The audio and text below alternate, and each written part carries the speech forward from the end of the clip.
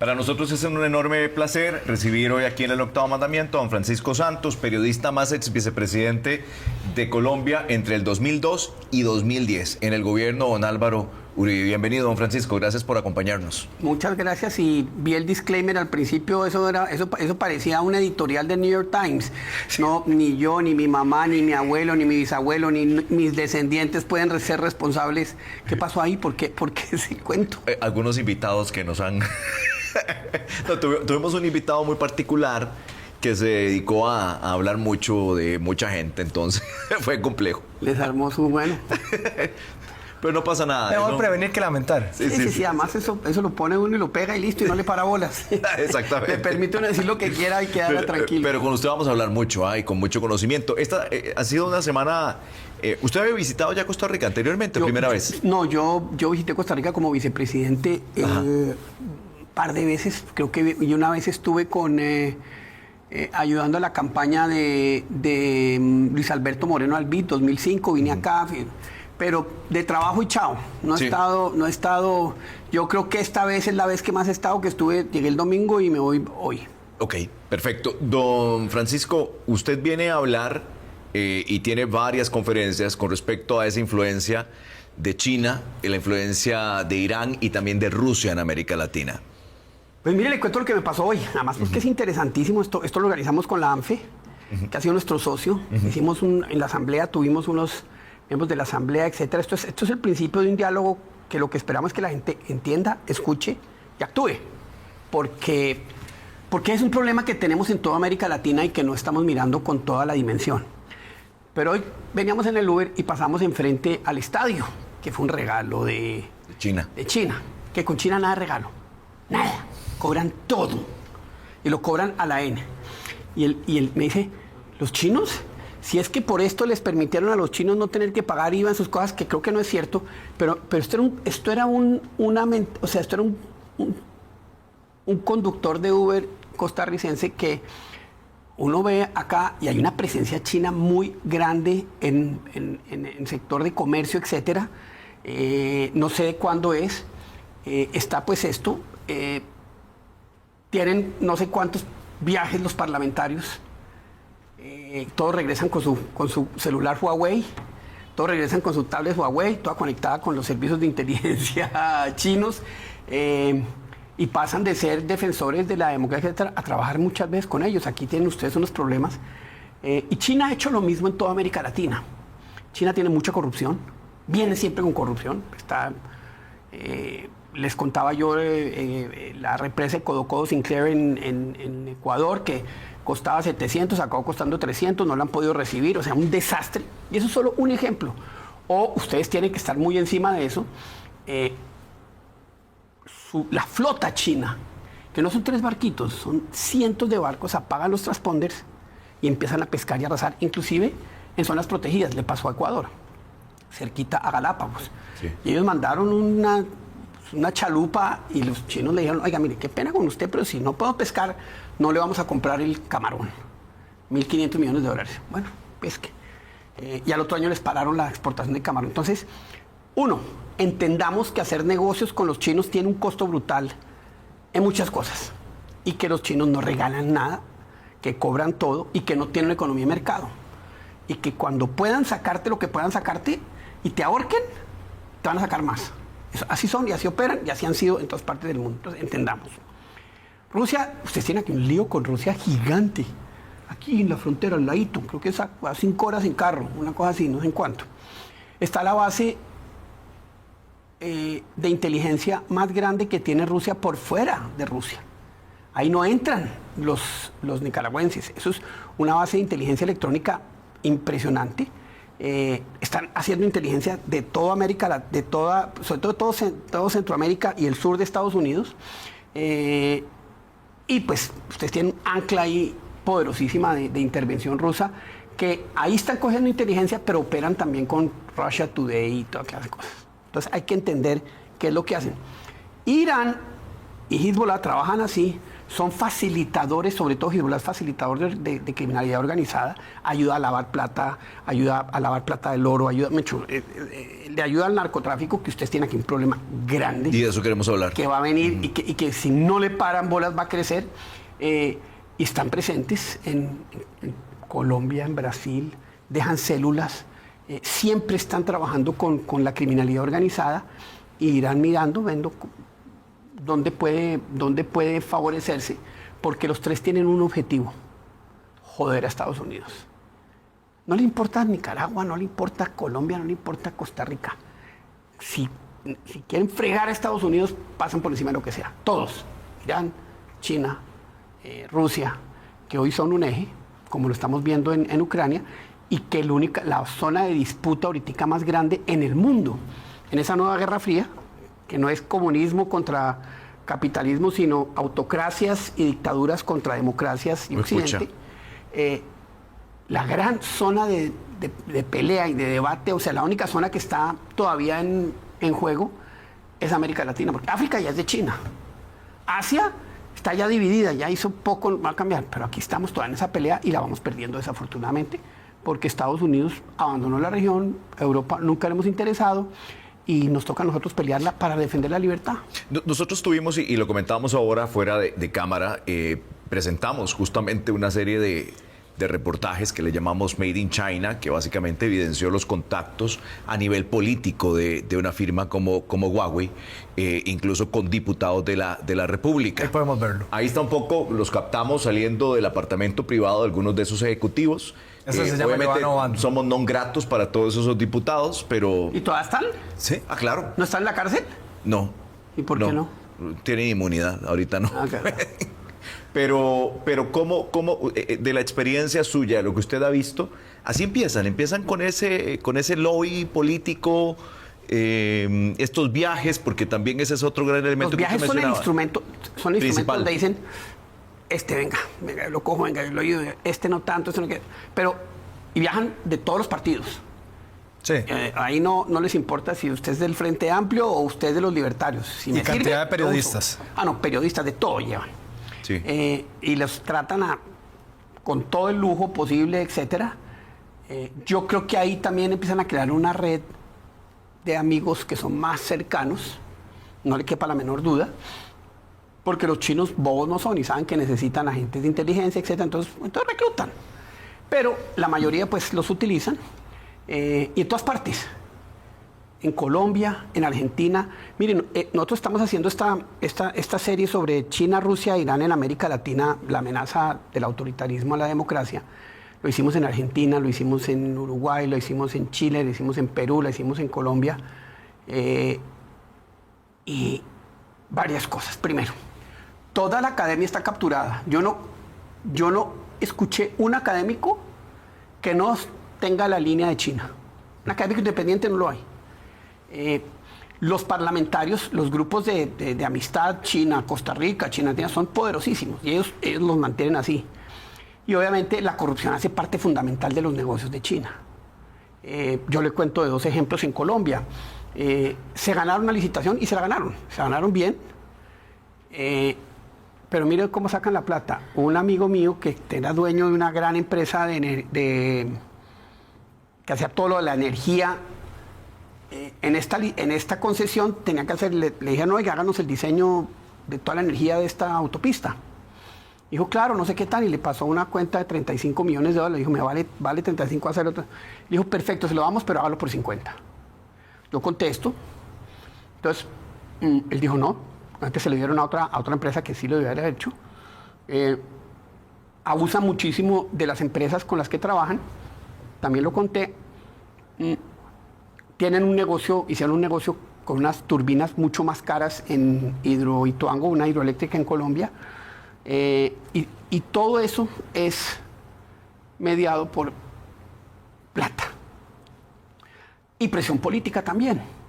El canciller brasilero, Araújo, que era el canciller de Bolsonaro, China lo sacó del cargo porque él se oponía a las vacunas chinas. Y dijo, yo me opongo porque no conozco en el COVID, no conozco la ciencia. ¿Cómo sé que sí?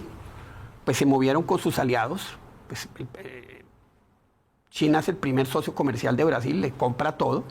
Donde China diga, no te compro esto, esa economía hace así, y lo usan. Y movieron empresarios, movieron políticos y lo sacaron. ¿Usted se imagina el escándalo que hubiera habido si eso lo hace Estados Unidos? Y esto pasó en Brasil, China.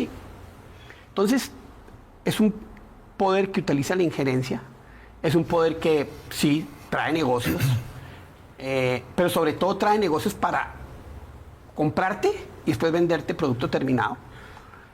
Con Temu y con todo eso acaban las industrias pequeñas y medianas. Sí. Las están acabando. Es una locura. Y lo que viene ahorita va a ser mucho peor y tenemos que prepararnos. Yo soy de los que creo que nuestros países van a tener que poner unos aranceles grandes a todos los productos chinos por una razón, porque ellos no son una economía de mercado.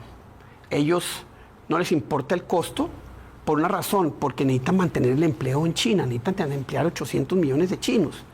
Entonces, el Estado no necesita ganar como una empresa cualquiera. El Estado chino es partícipe en casi todas las empresas. Allá no hay economía libre de mercado. En Huawei creo que es del 60%. En todas tiene. Pero todo lo piensa en, bueno, ¿cómo hago para mantener mi estabilidad? Y entonces, al no haber economía de mercado, tú tienes que ganar plata, yo no. Hay una quien acaba ganando, el que no le importa. Y así es como se han entrado, destruyeron la economía en África. Las pequeñas y medianas empresas de África las desaparecieron. En África, puede pasar, se quedaron con minas de todos los materiales y los países reciben muy poquito, esos países africanos reciben muy poquito. Entonces, sí tenemos que entender que eso es una inmensa amenaza. Ellos tienen clarísimo que quieren ser el poder, quieren transformar el escenario internacional para que sea mucho más asequible a ellos y que obedezca a sus intereses. Pero es culpa nuestra también de alguna manera, ¿verdad? Porque mientras China empezaba a invertir en investigación y desarrollo, en la creación de startups, metiéndole mucha innovación a sus procesos, pues nos quedamos en América Latina nadito de perro, pero además Estados Unidos también se durmió. Eso es lo cierto. O sea, le dejó importar de México para abajo, le dejó importar a Estados Unidos el hemisferio. En ese vacío de Estados Unidos y Europa es que entra China. Se están empezando a despertar, pero no importa que entre o no entre, que Estados Unidos esté o no esté, entendamos que es una amenaza y es un riesgo porque utilizan esas ventajas económicas para manejar poder político. Chile, que es un país serio, muy serio. Chile llega y dice, oiga, señores de China, ustedes no van a poder entrar a este y este sector estratégico que solo van a poder entrar empresas chilenas. Empiezan una campaña de nos están excluyendo, nos están discriminando. 5G en Costa Rica, por ejemplo, lo que está pasando ahorita. Bueno, pero además lo que dicen es, pero además no te voy a comprar níquel ni te voy a comprar esto. Le tocó reversar esa política. Le tocó reversarla porque la presión es así. Perú es una provincia china. Es impresionante. Bueno, el puerto que acaban de construir el es puerto absurdo. de Chancay, que entre otras, ¿sabías tú que ese puerto puede volverse militar en cualquier segundo? Sí, claro. Porque la legislación china dice que donde hay inversión china, si se declara un estado de seguridad nacional, pueden ellos hacer lo que quieran con eso y convertir un puerto en un puerto militar. Entonces, qué locura. Entendamos en lo que estamos jugando, entendamos que el mundo cambió y que en ese mundo pues tenemos riesgos inmensos y eso es lo que estamos nosotros como empezando a poner sobre la mesa para mirar uno solo de los dos temas de tremendo riesgo a la libertad en América Latina, porque el otro es el narcotráfico. Don Francisco, para pasar al narcotráfico, yo solo quiero hacerle una pregunta. En 5 meses en Costa Rica son las elecciones. ¿Cómo podemos entender que los políticos ya han coqueteado? Douglas hizo un reportaje y el canal hizo un reportaje de 5G que fue muy explícito. Chico Nicolás, Joana Obando, Joana, Cintia. El muchacho Nueva República salían abrazados con los chinos, en apartamentos, en ascensores, todo salió. Pero ¿qué podemos hacer más para entender toda esta red que se está haciendo y no caer como otros países en izquierdas, en negociaciones, empeñar el país? Yo estuve en Asia y en África y yo vi, todos los aeropuertos eran chinos, todos los puertos eran chinos, tienen un control total de entradas y salidas, ¿verdad? Que es algo muy estratégico. Pero no solo eso, es que hacen cosas que no necesitan. Zambia. A Zambia le quedaron un problema de deuda gigante y hicieron un aeropuerto donde no llegan aviones. Hicieron una autopista que no necesitaban y están de aquí. Y entonces fueron a renegociar porque dijeron, mire, no podemos pagarles. Y dijeron, vamos al Fondo Monetario. Dijeron, no. Yo no juego con el Fondo Monetario. Usted me paga es a mí, dijo China. Al final se accedió a una negociación a través del Fondo Monetario porque le tocó. Pero es muy importante que ustedes como medios miren lo que han hecho los chinos en el resto de América Latina. Y nosotros les podemos entregar un montón de información para decirles, oiga, tengan cuidado porque esto tiene estas connotaciones. En Argentina, no me acuerdo en qué provincia, tiene una base satelital que es militar, que le entregó el Kirchner. Los argentinos pueden ir un día al año a mirar qué pasa ahí. Una pérdida total de soberanía. ¿Y usted cree que es una base satelital de buena fe y para? No, los chinos tienen clarísimo para dónde van. Entonces, uno tiene que poner eso sobre el tapete para que lo discutamos. Lo de Huawei tiene unas complicaciones. Mire, los países que dejaron entrar a Huawei, en muy poco tiempo, toda la inversión extranjera va a decirle, yo con Huawei no opero, tiene usted que montarme una red paralela porque yo no le entrego mis datos a Huawei. Sí, es una realidad. Entonces ese va a ser un problema inmenso para la inversión extranjera en nuestros países. ¿Y por qué? Porque estamos usando Huawei y nuevamente volvemos a lo que tú dijiste. Es que las otras empresas son carísimas. Yo me acuerdo cuando yo fui embajador en Estados Unidos, estuve con Dell y me dijo el vicepresidente, tenemos y vamos a sacarle la competencia a Huawei dentro de 6 meses al mismo precio.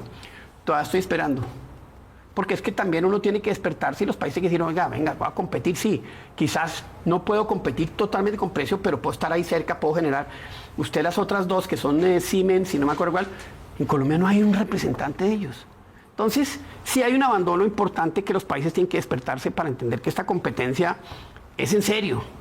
Y que nosotros estamos listos a darla y a pelearla y a mostrarla, pero ayúdenos un poquito.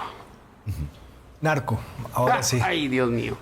Ustedes que es colombiano y nosotros que estamos entrando, no estamos entrando, ya llevamos algunos años metidos hasta en aquí. realidad desde los 80. Sí, pero el nivel ya... Más fuerte ahora. En Costa Rica ahora hay 1.000 muertos, ¿verdad? Y 700 son entre luchas de narcobandas, territorios... Esa es la excusa. No, esos son buenos muertos porque son entre bandas, no. Mirarlo así es un error gigante. Okay. Yo llegué el domingo y me contó la persona que me trajo, me dijo que es que el viernes mataron 3 personas en un bar. Uno de ellos no tenía nada que ver, 2 eran narcos de qué. Y uno dice, uy, esto va para peor. Hablo con otra persona que me dice, vea, los narcos hoy son dueños de empresas de transporte, de gasolina, no es que porque parte del transporte de drogas, etcétera, no es que lo manejan y necesitan toda esa operación logística. Y otra persona me cuenta de alguien que trabajaba con él y se fue a trabajar con los narcos y le está yendo divinamente. Entonces, ustedes están entrando en un momento que si no lo atienden y no entienden la gravedad de esos, les va a pasar lo de Ecuador. Y además con una responsabilidad de Colombia que ya se la explico. En Ecuador, país, allá no mataban a nadie. Un país con una seguridad. Pasan 2 cosas. Llega el señor Correa, quita la base de Manta donde estaban los radares americanos, todo eso, ¿no es qué?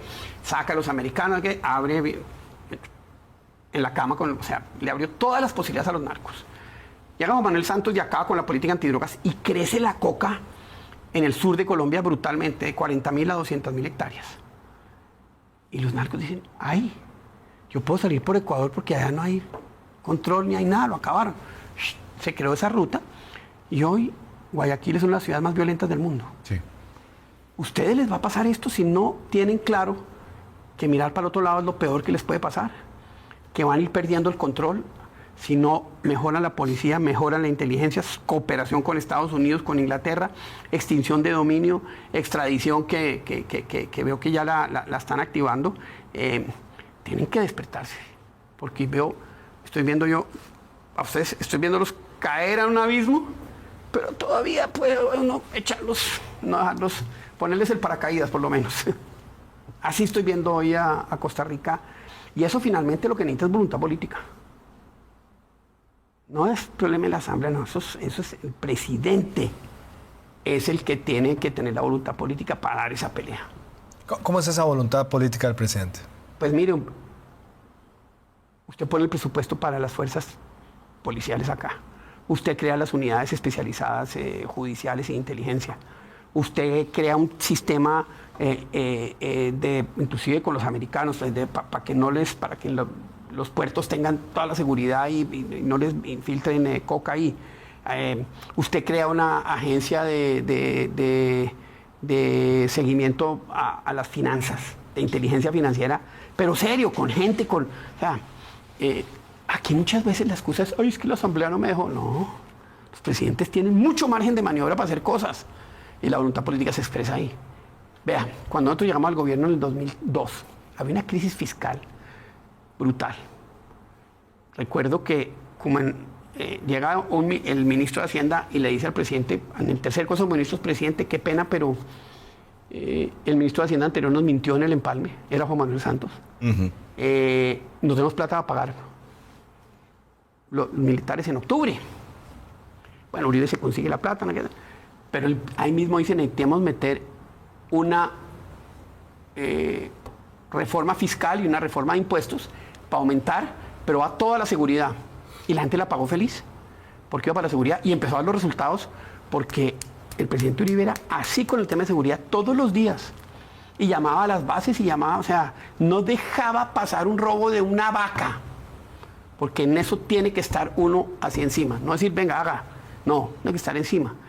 Pero también reforzó, mejor dicho, la infantería marina no existía. Habían lagos enteros en zonas de Colombia donde las ELN y las FARC hacían lo que les daba la gana. Nos tocó inventar al principio unas chalupas, ponerles una ametralladora y vayan. Ya después creamos toda la... Pero eso es entender que usted tiene que crear un mecanismo y mecanismos para hacerle seguimiento. Mecanismo, tiene que medir resultados, tiene que estar listo para fracasar, no importa. Y Uribe recuerdo cuando hicimos una operación de rescate de unos secuestrados que los mataron a todos y Uribe asumió la responsabilidad. Unos años después rescatamos a Ingrid y a otros y Uribe ni apareció y le dijo a los militares, ustedes gánense el...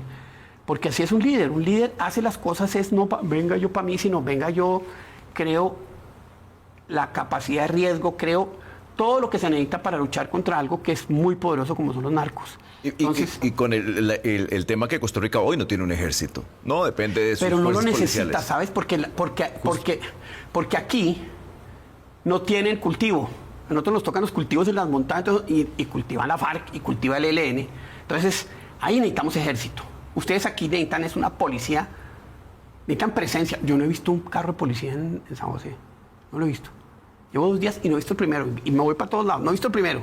Entonces, no sé si es que no hay policía o es que están también que... Hay muy poco. Bueno, usted necesita presencia. Usted necesita mecanismos para saber dónde está la violencia. O sea, necesita toda esa inteligencia que hay que construirla. Y no es tan difícil. Esto que está hablando usted lo quiero asociar a lo político. Petro ha venido perdiendo un poco de esas facultades en Colombia. Y escuché un video suyo de todo lo que se ha venido haciendo o dejado de hacer. Y es grave también, porque Gravísimo. eso también nos salpica a nosotros no. por ser casi cercanos, ¿verdad? Entonces, ¿qué está pasando con Colombia? ¿Cómo va a impactar la región y en específico Costa Rica? Mire, le cuento, por eso le conté que lo de Ecuador empieza cuando Santos acaba la política antidrogas y pasamos de 40.000 hectáreas a 200.000 hectáreas y todo se va por el Ecuador. Pues ahorita pasamos de 200 a 270.000 hectáreas, pasamos de 1.600 toneladas métricas de coca exportada a 2.600 y muchas de esas viene por el Pacífico y entra por acá. O sea, ustedes van a sentir el efecto de una política antidrogas que Petro no tuvo. ¿Quién más se ha beneficiado con el gobierno de Petro en Colombia? Han sido los corruptos y los narcos. Los narcos, se acabó la erradicación, creció el cultivo y la producción. Petro sacó los narcos de la cárcel y los llevó a un evento público de él. Los llevó a un evento, y finalmente está en un proyecto de ley que les da unos beneficios tremendos. Petro está haciendo lo mismo que hizo AMLO con los carteles mexicanos de abrazos y no balazos. Y es un poco incorporarlos a su proyecto político. Hoy, México es un narcoestado. Y estos quieren llevarnos allá con una diferencia, que es que nosotros vamos a dar la pelea, que tenemos unas instituciones militares y policiales que creo que se pueden rescatar, pero el daño que está haciendo es brutal y aquí lo van a sentir. Tenga la absoluta certeza que aquí lo van a sentir. Sí, por la falta de regulaciones, el aumento, sí, nosotros somos puerto, mandamos no sé cuántas toneladas de droga. Posición Europa. geográfica ideal. Ideal. Lo que siempre ha sido para atraer inversión y atraer cosas buenas, hoy la posición geográfica de Costa Rica se está convirtiendo en su peor pesadilla. Sí, En temas de narcotráfico. tema estratégico totalmente para poder mandar y traer y recibir. Pero ahí es donde uno quisiera que los diputados de la República, que el Poder Ejecutivo, que el Poder Judicial abran los ojos y entiendan cómo son estas dinámicas, porque de lo contrario, y yo creo que incluso la historia es peor de la que tenemos hoy, en seguridad hay muchas cosas que se deben de estar cuajando entre cárteles de la droga como paso, porque tienen toda la inteligencia del mundo, tienen toda la tecnología del mundo, saben cómo burlar a las autoridades también. Es cosa muy seria. Ustedes están a 5 meses de unas elecciones y esto debe ser un tema esencial de la elección. Es el tema. 1. 2. Tienen un grupo que se llama el Frente Amplio que va a hacer lo mismo de Petro. Y eso va a decir, o sea, porque ellos dicen, ay, la legalización, ay, pobrecitos, eso no es problema nuestro, es problema de Estados Unidos, de los consumidores, nosotros no.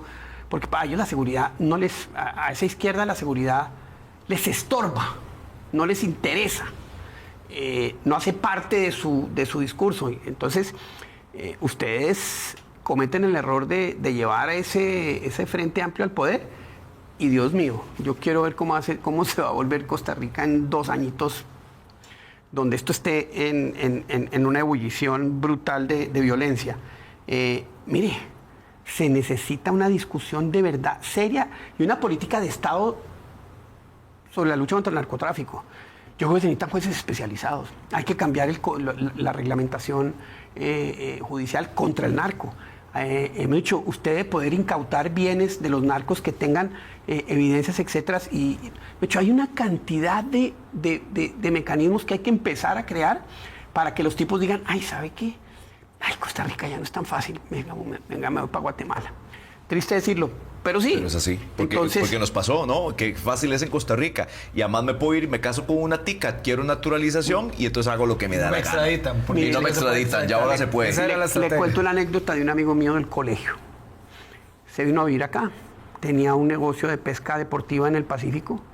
Hace 5 o 6 años, no me acuerdo cuánto, llegaron los señores y le dijeron, venga, querido amigo, le toca irse de acá. Y dije, ¿por qué? Si yo tengo un negocio que no estoy haciendo nada, mijo. Porque nosotros necesitamos controlar estas playas y esta zona. No se fue, mataron al socio. Y él salió corriendo y eran narcos porque estaban abriendo el corredor de importación y exportación de narcóticos, de coca. Entonces, esto está creciendo, se siente y se palpa. Y ustedes creo que pueden jugar un papel muy importante al convertir esto en cada vez que hagan, bueno, ¿y qué está pasando? ¿Qué está diciendo este candidato sobre el narcotráfico? ¿Qué está diciendo qué? Porque me parece que eso tiene que ser parte fundamental del debate político y es algo que hay que mostrarle a los jóvenes para que entiendan que si eso se va por otro lado, los primeros perjudicados son ellos, porque con la violencia desaparece el turismo. ¡Chao! ¡Chao!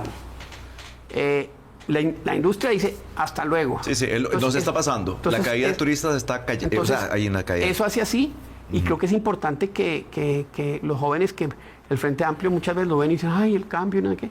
Ese cambio en Colombia, lo único que fue un cambio para una corrupción sistémica brutal. Han robado como nunca. No han construido nada. Destruyeron el mejor sistema de salud de América Latina.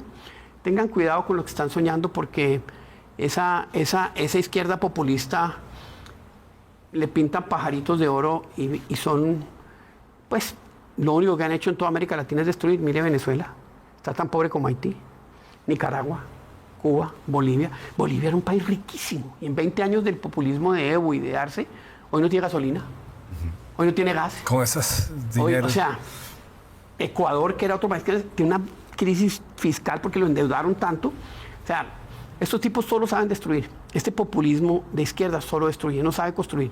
Y para destruir, hacen lo que estaban haciendo en el Congreso. No dejar que opere, porque a ellos les gusta es entorpecer el discurso radical de odio, dividir una sociedad, porque ahí es donde ganan. Totalmente de acuerdo. Bueno, hacemos la pausa, Luz Helena. Ah, no, hablemos. Nos interesa. No, venga, déjeme preguntarle una cosa. Sí. Me encanta la traductora, porque hace unas caras fantásticas. Mírela. Unas caras, esa la estoy viendo. Y Estefanía, lo máximo. Maxi, pero maravilloso. Me encantan las caras que hace cuando hace sus... Sí, las interpretaciones.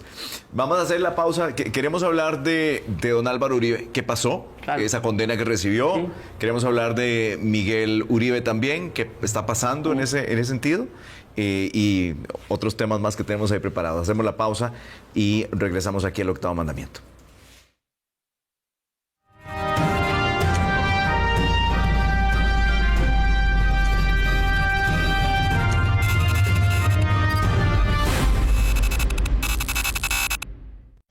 Estás viendo El Octavo Mandamiento.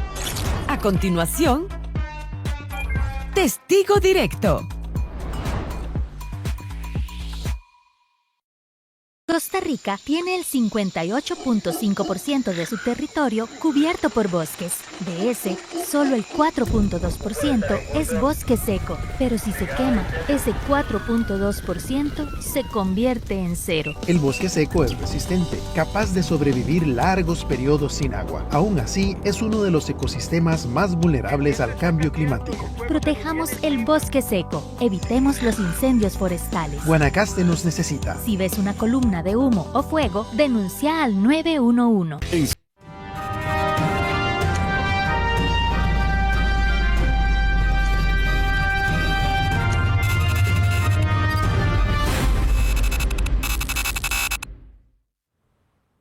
Creo que no hay un solo costarricense que no haya visto con mucho impacto lo que pasó con don Miguel Uribe Turbay, de 39 años, 2 meses prácticamente luchando por su vida hasta que murió lamentablemente. ¿Qué está pasando? Este asesinato, he escuchado versiones de todo tipo, ¿no? Es una confabulación, parece que tenía buena perspectiva como precandidato a la presidencia. ¿Qué pasó? Además, una historia familiar difícil, ¿no? Su madre también secuestrada y asesinada por... Yo estaba secuestrado cuando mataron a la mamá también. Esta era parte del mismo secuestro. ¿En serio, sí, don Francisco? Sí. Obviamente estamos secuestrados en distintas partes, todos por Pablo Escobar. Entonces me tocó vivir eso, entonces lo de Miguel me llegó al alma. O sea, me revolvió todo.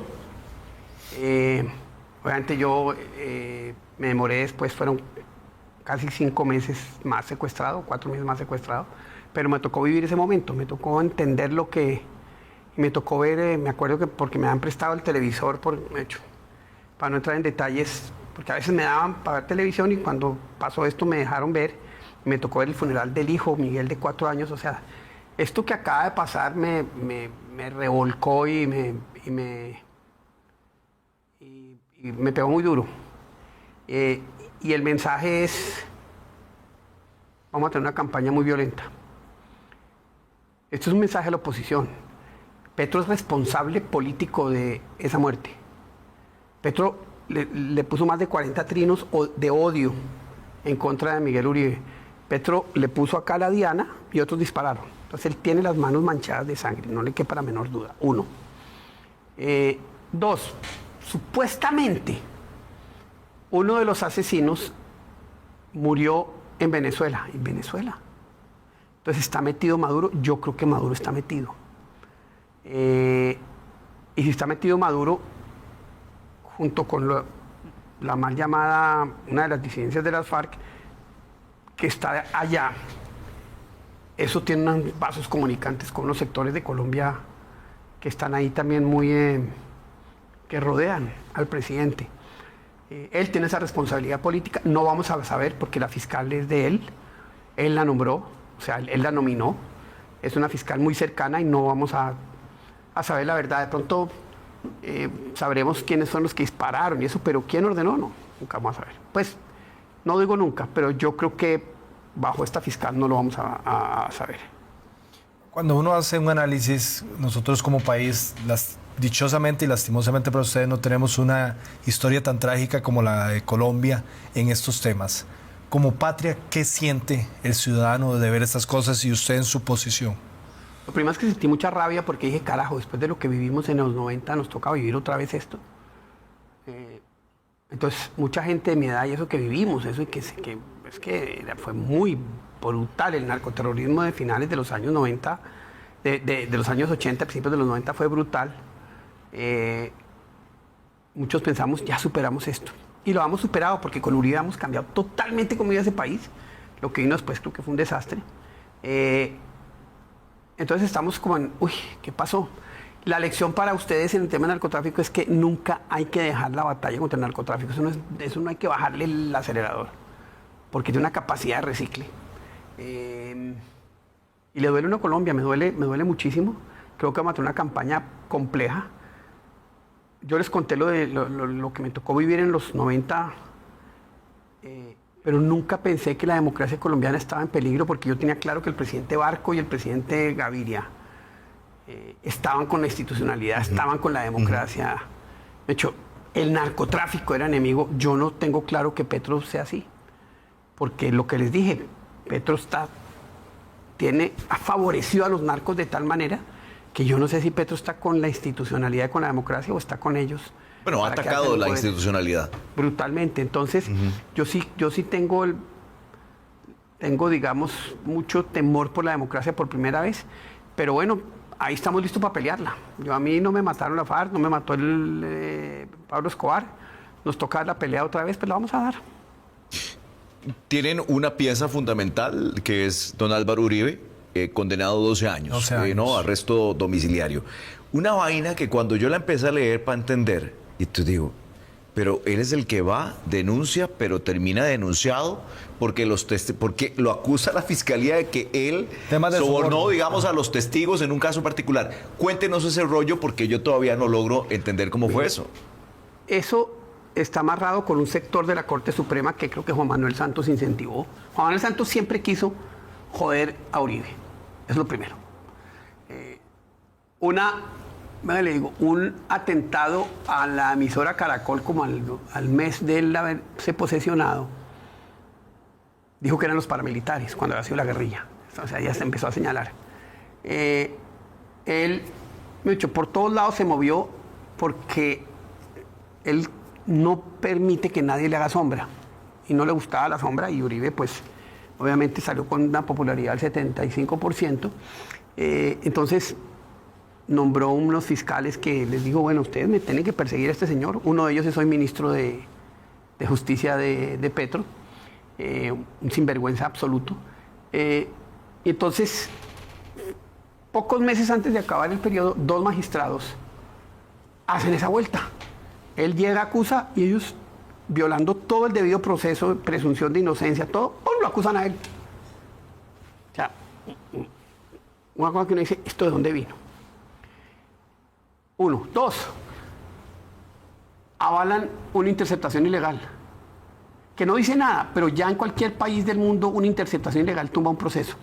Entonces ellos dicen, hay que grabar a este teléfono, y el señor que lo graba después les dice como a la semana o a los 2 días, no me acuerdo, oiga, este teléfono no es de ese señor, este es de Álvaro Uribe. No, tranquilo, siga grabando. O sea, de lo que posiblemente va a poder ser un error, lo convierten, legalizan un acto ilegal.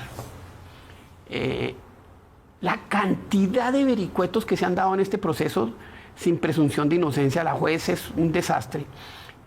Son de tal tamaño que uno se da cuenta que es un proceso político y no fue un proceso judicial.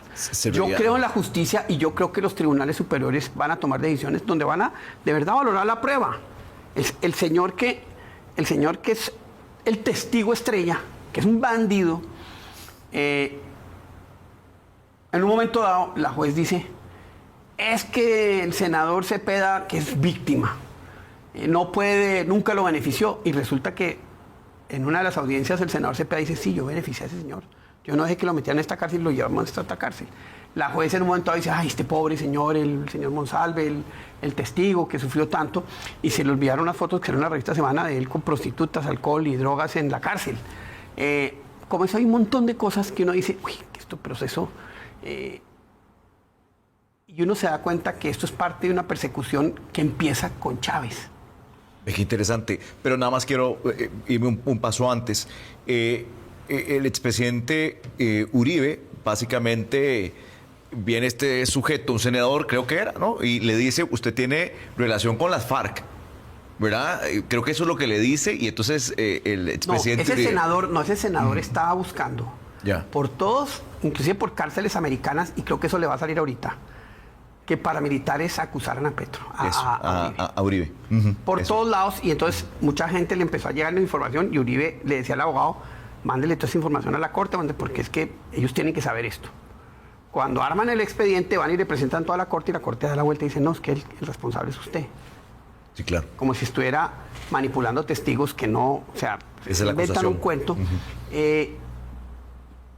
Pero eso empieza con Chávez cuando Chávez se da cuenta que Uribe es un ícono al que le está yendo muy bien. No hay que olvidarse que Uribe sale con un 75% de popularidad. 75% en Colombia después de 8 años. Dígame, ¿quién tiene eso?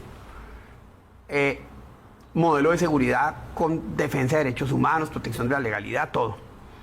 Y diciendo, no lo tenemos que tirar. Ese es mi contrabalance, necesito acabarlo. Entonces, con Piedad Córdoba, con quien opera eso es el Pollo Carvajal, que está hoy en la cárcel en Estados Unidos, el jefe de inteligencia de Chávez. Ahí está Petro, ahí hay otros, dicen, necesitamos armar una cosa para destruirle la imagen. Y lo logran 15 años después. Ya, claro. Esto no es... No es de ahora.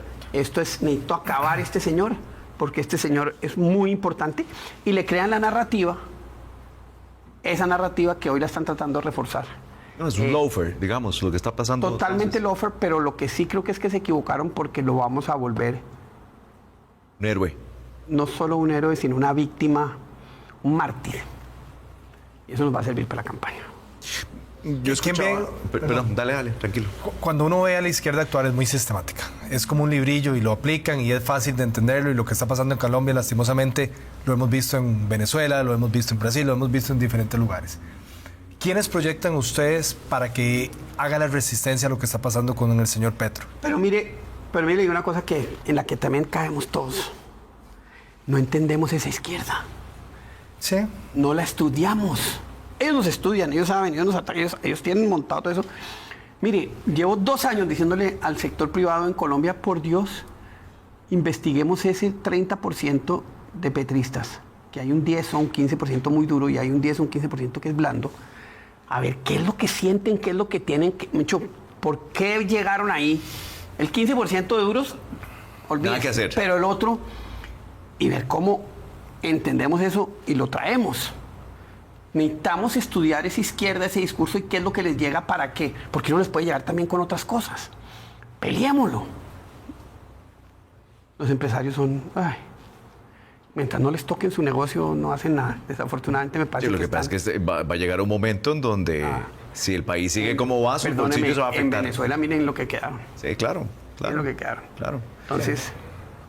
Mire, qué interesante toda esta conversación. Tenemos una sección, don Francisco, que es la barra brava, donde le preguntan a usted las cosas o hacen comentarios. Entonces vamos a ir a la pausa, venimos con la barra brava para ver qué comentarios tienen ustedes acerca de esta entrevista.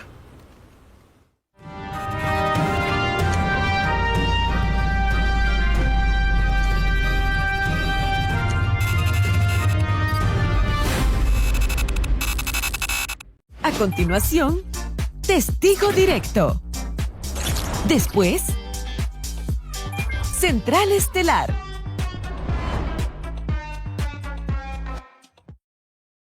La buena madera debe provenir de fuentes sostenibles. Madera Legal Costa Rica es la certificación nacional que garantiza la producción sostenible, verificando el adecuado aprovechamiento, extracción y transporte. Si quiere buena madera, busque el sello de Madera Legal Costa Rica, el del perezoso. Yo toco madera, la madera de verdad. Más información en www.maderalegal.org. Vivimos en un entorno hiperconectado. Cada clic, cada dato, cada sistema representa una nueva puerta de entrada para una amenaza. La seguridad ya no es opcional, es una necesidad crítica para sostener operaciones y proteger lo más valioso. El 76% de las empresas en Latinoamérica sufrieron al menos un intento de ataque cibernético en el último año. Kaspersky 2024. En DataSys entendemos que cada empresa tiene un nivel distinto de exposición.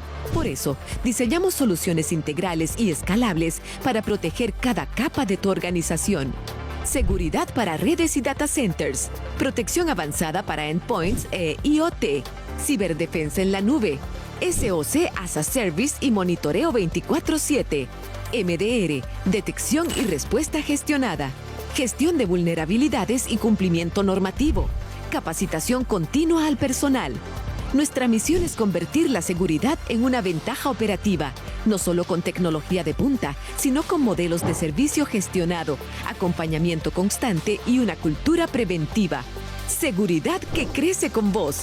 Seguridad que evoluciona con el negocio. Seguridad que impulsa la confianza. En DataSys protegemos lo que impulsa su crecimiento. Descubra nuestras soluciones en datasys.la.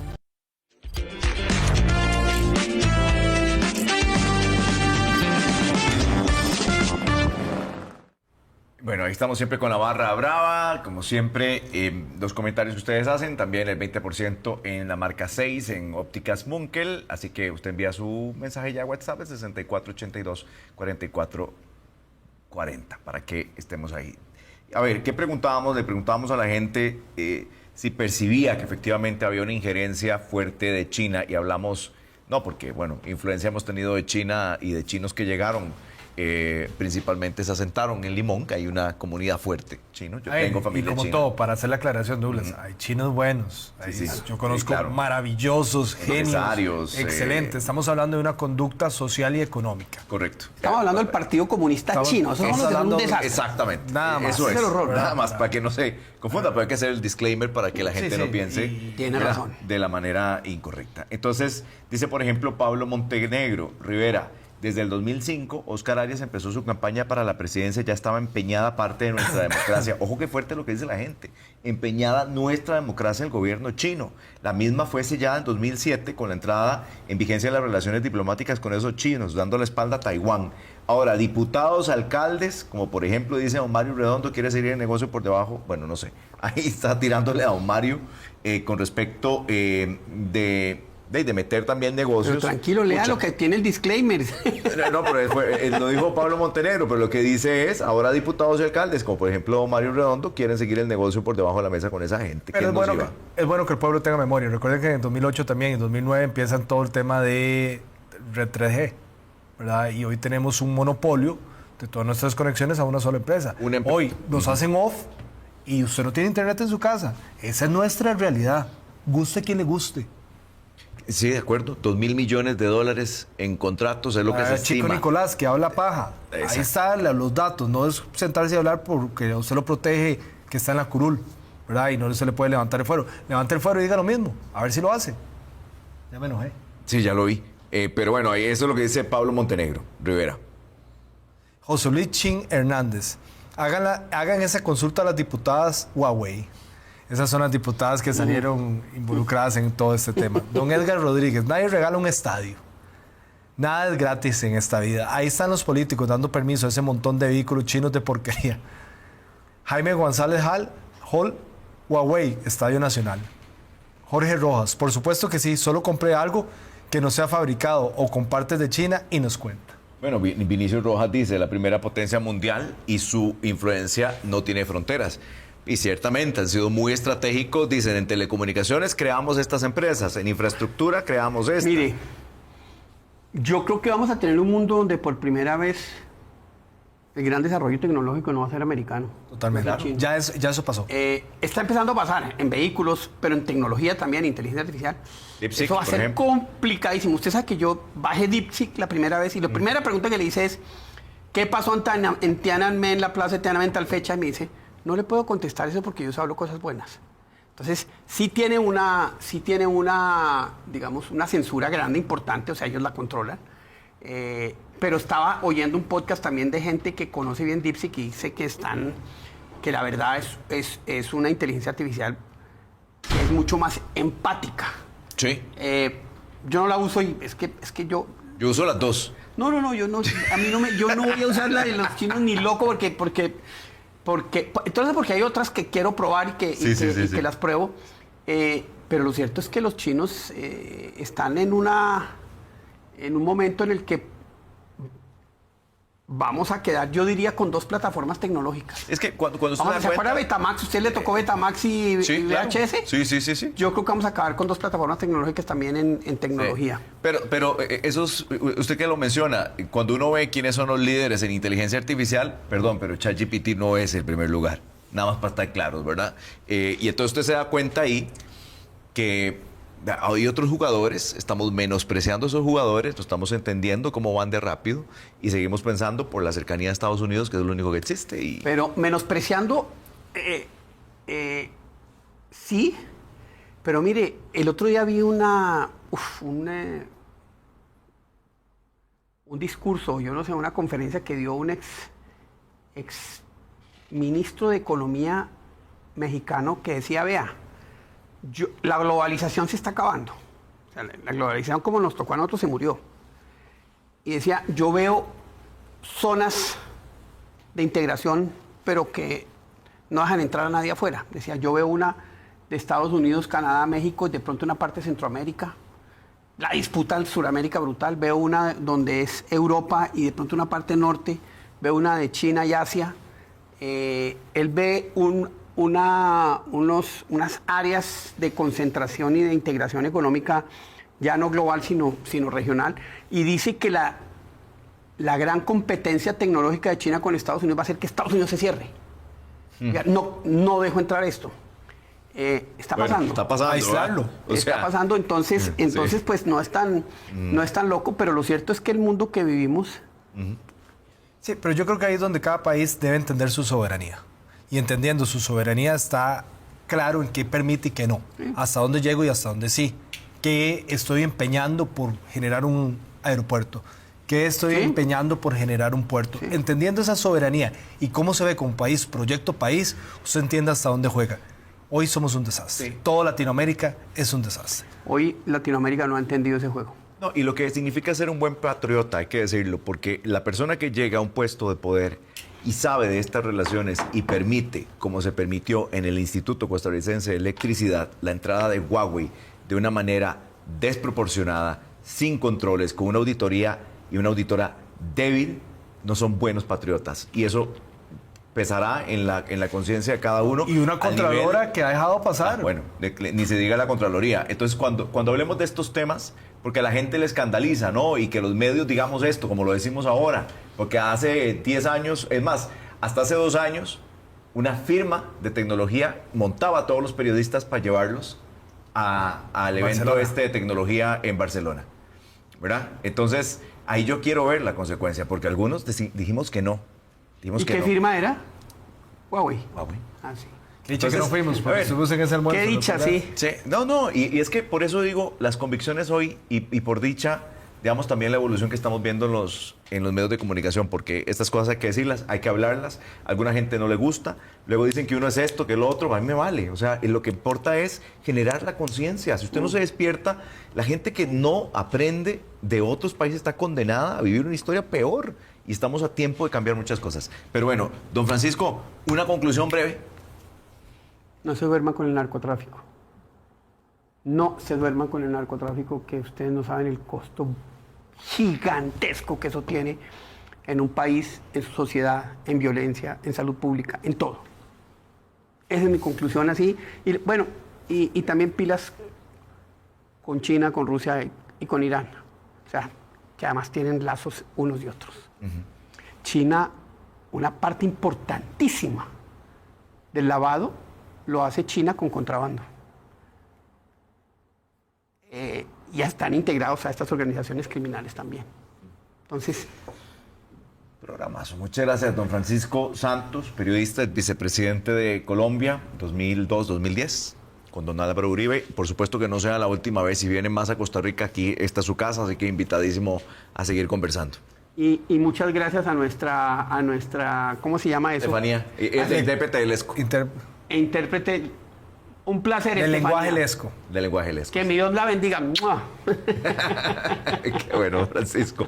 Muchas gracias. También agradecerle a la Asociación Nacional de Fomento Económico ANFE, me parece que fue una sugerencia junto con la Fundación Confianza y Libertad. La verdad es que agradecerles porque estos son los tipos de discusiones que queremos en Costa Rica, la verdad, que la gente lo sepa y que estén muy atentos. Nada cuesta informarse. Así es. Nada cuesta. Que la pasen muy bien, quedan con la reina y saludos.